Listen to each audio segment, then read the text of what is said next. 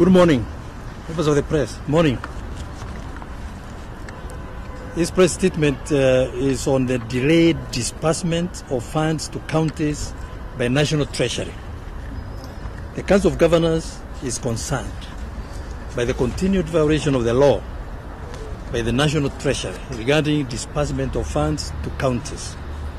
Division of Revenue Act 2020 allocated to county governments equitable share amounting to Kenya shillings 316.5 billion Kenya shillings and 1.5 trillion to the national government. It is therefore imperative for Kenyans to understand that financing counties by the National Treasury is not a favor, but a constitutional obligation.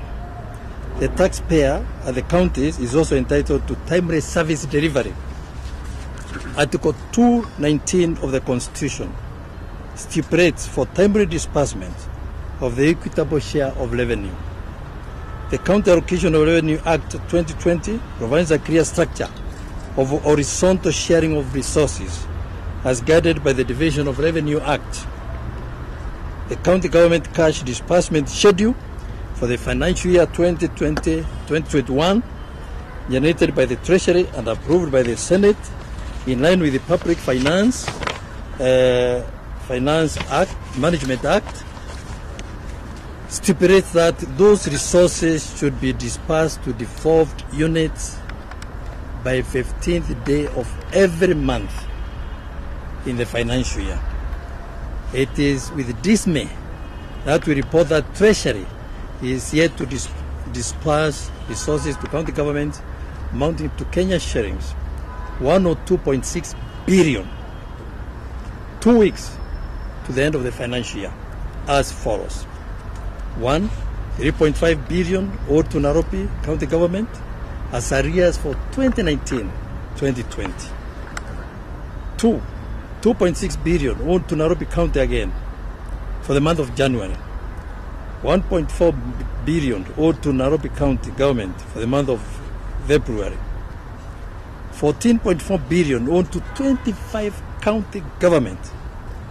25 county governments for the month of March. 28.5 billion owed to all the 47 counties government for the month of April. For the month of May, 25.3 billion. For the month of June, 26.5 billion owed to all the county governments. Counties are unable to meet statutory obligations and fiscal responsibilities that include timely payment of employees' salaries, remittance of employees' statutory deductions. 3. Payment of suppliers' eligible pending bills. 4. Implementation of development projects. And 5. Derailed response in fight against COVID-19 pandemic. The continued delay in disbursement is eroding gains made in devolved governance and affecting the economic growth in the counties. Treasury has not only failed to comply with the Constitution, but even with its own document, which is the cash disbursement schedule of 2020. They are not following it. This has seen counties stigmatized for failing to offer critical services, and especially now in the face of COVID-19 pandemic, for what is beyond them. While Kenyans continue to demand services from the county government, operations at the national government continue uninterrupted, owing to timely financing from the National Treasury, while those operations in the counties are slowly grinding to a halt. We are not children of a lesser God in the counties. They should not be tolerated by those who support the success of devolution in Kenya. CS National Treasury, while delivering his budget speech, gave a directive to county governments to clear all eligible pending bills by 30th June 2021. Out of the verified pending bills by Office of the Auditor General, county governments have outstanding eligible pending bills amounting to 11.5 billion.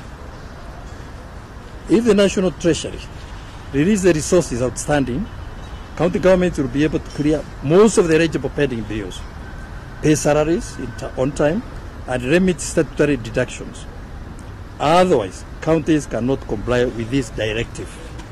We appeal to the Senate, the custodian of devolution, to support counties in this call for timely disbursement, as the law provides for efficient service delivery. Operations across the counties are currently paralyzed. Today is the 14th of June, 16 days remaining to the closure of this financial year. In this regard, the National Treasury should release these funds by 18th June 2020, by Friday this week.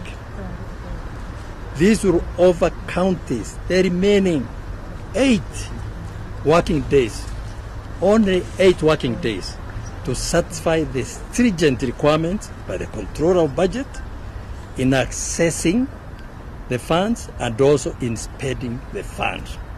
We are equal to the challenge as long as we get the money in 80 days, because projects are ready, and all that, we shall be able to spend that money. Unfortunately, if the National Treasury fails to release the required funds, counties will not be able to offer basic services, thereby forcing suspension of services or a total shutdown by 24th June 2021. Ladies and gentlemen, members of the press, that is our stand, and we are now, the three of us are open for answering questions on the issues. Yes, please introduce yourself.